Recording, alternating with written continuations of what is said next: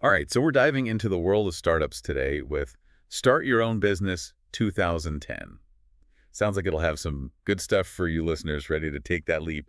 I have to admit, though, when I saw 2010, I was like, is that even relevant anymore? Yeah, haha, I get that. Especially with online business stuff. Things change so fast, right? Yeah. But you know what? The cool thing is, the fundamentals, those are pretty timeless. Exactly. Like they say, the more things change, the more they stay the same.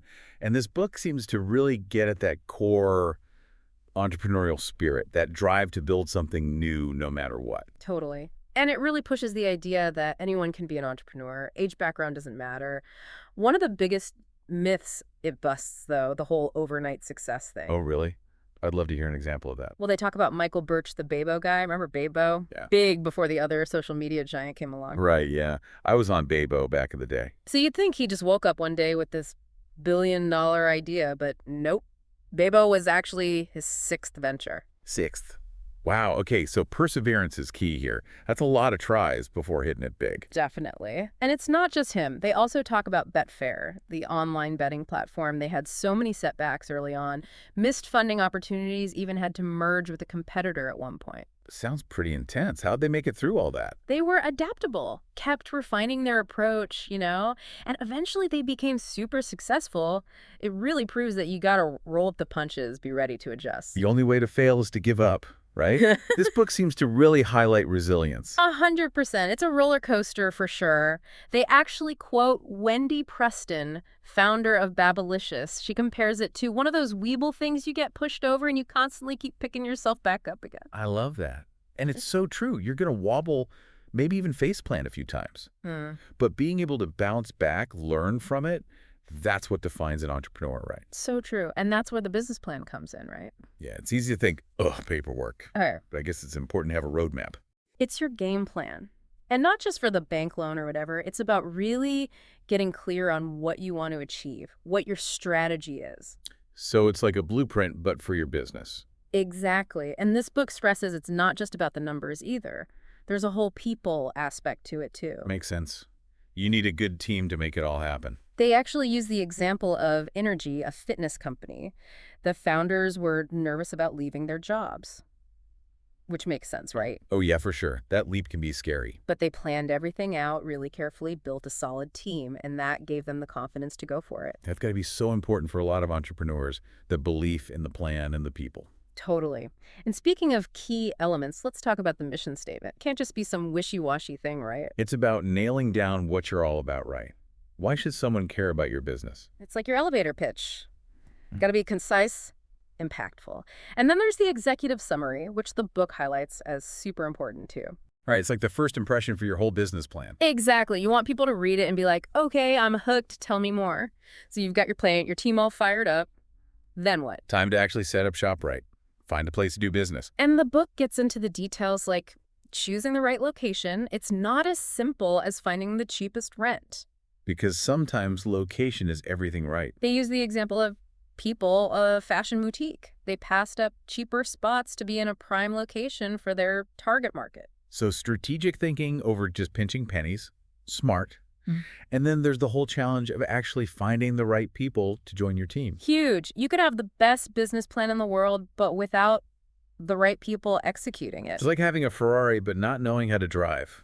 The book really emphasizes the importance of those job descriptions. You need to know exactly who you're looking for. Can't just be like, yeah, come work for us. We do cool stuff. Definitely not. Okay, so you've got your location, your crew assembled. What's next? What about pricing? Pricing, that's a tough one. Figuring out what to charge without scaring people off. Yeah. It's a real balancing act, right? You want to undervalue yourself, but also don't want to price yourself out of the market. The book really gets into that. They say, especially for smaller businesses, it's about emphasizing value. Right, because you can't always compete with the big guys on price. Exactly. It's about highlighting that quality, that personal touch that you bring. So then there's marketing. Got to get the word out there. Marketing, oh boy, yeah. Feels like a whole other beast to tackle. Yeah. Where do you even begin? Well, the book talks about different approaches. It's not about doing everything, but finding what works for you, your budget. They mention traditional stuff like flyers, local radio ads. Right, tried and true methods. But they also highlight direct mail, which I thought was interesting, and of course, building an online presence. Yeah, can't forget about the internet these days. Yeah. Got to be where your customers are, online or offline. Yeah. So we've covered a lot. The mindset, Yeah. the plan, the logistics. Oh, can't forget the money part. Right. Cash flow. The book calls it king, and for good reason. They even share stories of entrepreneurs who struggled during that recession a while back. Really shows how crucial it is to manage your money well. Definitely not just about making it, but also keeping it and using it wisely. Exactly. And that includes things like credit control, which can be tricky. You want to be customer friendly, but also protect yourself. Finding that balance, yeah. Yeah. Don't want to scare people off, but also need to get paid for your work. Right. And this is where a good accountant comes in. The book talks about how valuable they are, not just for taxes, but for making smart financial decisions overall. Like having a financial advisor in your corner. I like that. So we've covered a ton today. The entrepreneurial mindset, building a business plan, the nitty-gritty of getting started, and of course the money side of things. That's a lot to digest. It is. It's a marathon, not a sprint. And the book actually dedicates a whole section to sustaining that momentum, both for you and for your business. Makes sense. You can't pour from an empty cup, as they Yeah. say. You need strategies to avoid burnout. Stay motivated for the long haul. What kind of advice does the book offer? Well, one of the big things they emphasize is time management. Which I'm sure is tough for entrepreneurs. Always on the go, right? Exactly. They're notorious for working around the clock. The book encourages setting boundaries, finding ways to protect your time and energy. Because if you burn out, you can't help your business succeed. It's about finding that balance. Working hard, but also prioritizing your own well-being. Absolutely. Another key point is delegation. It can be hard to let go of control, but as the business grows, you can't do everything yourself. Gotta learn to trust your team. Exactly. And finally, they talk about the emotional ups and downs of entrepreneurship. It's not always easy. There will be challenges, setbacks, doubts. Those moments when you question everything. We've all been there. The book emphasizes finding ways to stay motivated. Whether it's having a mentor, setting realistic goals, celebrating small wins, it's about finding those things that keep you going even when things get tough. This has been such an insightful deep dive. Start Your Own Business 2010 might not be the latest thing, but it's packed with timeless advice.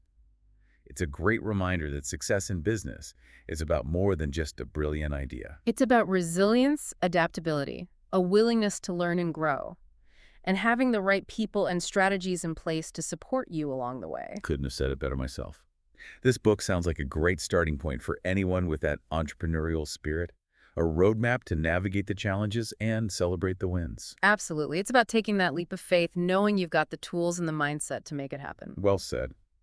And who knows, maybe one day some of our listeners will be sharing their own entrepreneurial wisdom with the world. That's it for this deep dive. We'll be back next time with another episode exploring insights and knowledge just for you. Until then, keep those entrepreneurial dreams alive.